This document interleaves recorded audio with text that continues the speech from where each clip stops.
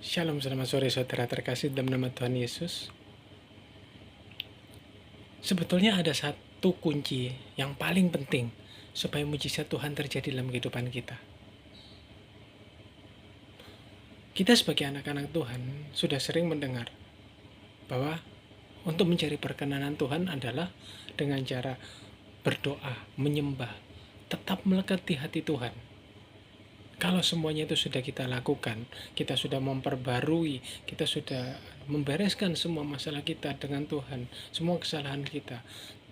Tapi ada satu hal yang belum kita lakukan, sehingga mujizat yang seharusnya terjadi itu sampai sekarang mungkin belum terjadi dalam kehidupan kita.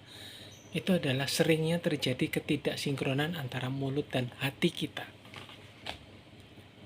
Mengapa dikatakan seperti itu? Ya, ketika kita sedang beribadah atau sedang berdoa, mulut kita memuji dan menyembah Tuhan. Kita berkata, yes Tuhan, aku terima berkat-Mu sekarang juga. Tapi kenyataannya ketika kita membuka mata, kita melihat semua tagihan-tagihan menumpuk, semua sudah mendekati deadline, bahkan sudah ada yang sudah deadline, bahkan lebih dari deadline. Hati kita mungkin akan sedikit bimbang. Dan berkata, Tuhan, di mana pertolongan-Mu? Saudara sekalian, bukankah Tuhan Yesus sendiri sudah berkata ketika dia berjalan di atas air dan Petrus mulai menyusulnya, kenapa Petrus sampai jatuh? Karena satu kata kuncinya yaitu Petrus bimbang. Sama dengan mulut kita atau hati kita. Ketika mulut kita bimbang, sementara hati tetap beriman pada Tuhan, itu sudah menimbulkan satu ketidaksinkronan yang menyebabkan mujizat Tuhan yang sebetulnya sudah mau hadir dalam kehidupan kita, itu akan menjadi sedikit terhambat. Begitu juga dengan mulut kita yang sudah berkata, amin, aku terima berkat-Mu, aku terima mujizat-Mu, tapi hati kita melihat keadaan dunia yang semakin tak menentu, melihat semua tagihan datang, atau apapun itu juga, hati kita yang bimbang. Di sini kuncinya, bagaimana mujizat Tuhan bisa terjadi dalam kehidupan kita sebagai orang-orang percaya. Sinkronkan hati dan pikiran kita, bukan hanya dalam hal mujizat saja. Bahkan ketika kita menyembah Tuhan dalam roh dan kebenaran pun, kita harus menyingkronkan mulut kita dan hati kita. Tujukan hanya kepada Tuhan.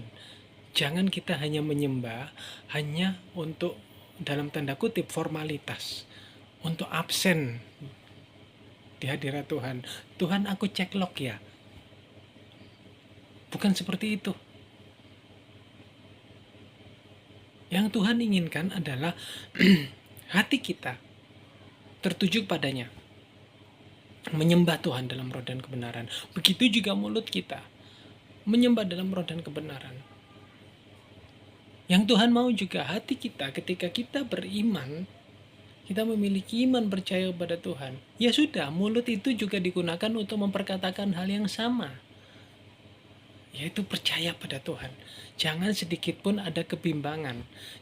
Janganlah kita sampai menjadi seperti Petrus. Ketika Petrus sudah bisa berjalan di atas air untuk beberapa langkah, tapi hanya karena bimbangnya akhirnya dia mulai tenggelam.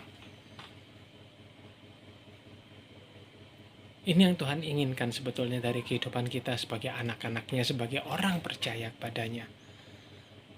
Biarlah melalui renungan pada sore hari ini, kita bersama-sama belajar untuk lebih lagi bagaimana kita bisa menyingkronkan hati serta mulut kita.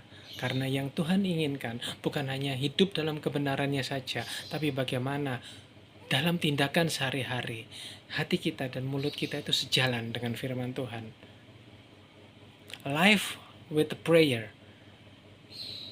will be die if there is no action. Inilah aksi kita.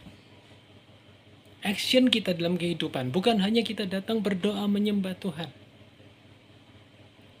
Meskipun kita memang betul-betul menyembah dalam roh dan kebenaran, tapi ketika kita membuka mata kita sebagai mata manusia dunia, hati dan mulut kita tidak sesuai dengan apa yang kita doakan, yang kita sembah.